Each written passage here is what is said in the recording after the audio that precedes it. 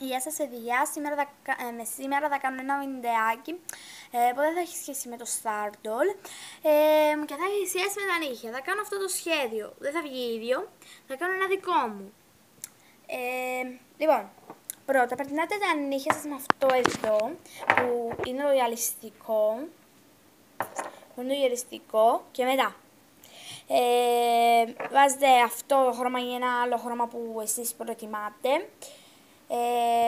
Αλλά αυτό είναι το πιο ωραίο και είναι πιο, πώς το λένε, πιο φθινοπορεινό. Με αυτό μπορείτε να κάνετε σχέδια, όπως και με αυτό. Εγώ τώρα θα βάψω πρώτα με αυτό. Ξεκινάω.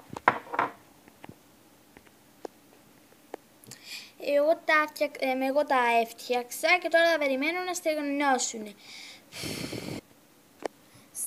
Στεγνωσαν, οπότε τώρα θα το περάσω με αυτό.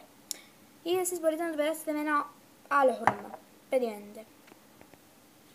Εγώ τα φτιάξα και τώρα με αυτό το μηχάνημα θα βγάλω τις άκρες που έχουν λερωθεί. Ωραία. Τώρα θα πάρουμε ένα από τα δύο και θα κάνουμε ένα σχέδιο. Εγώ θα πάρω το άσπρο και θα κάνω ένα πολύ ωραίο σχέδιο που θα είναι αυτό. Και το σχέδιο θα είναι αυτό. Βάζετε μία άκρη εδώ και την απλή.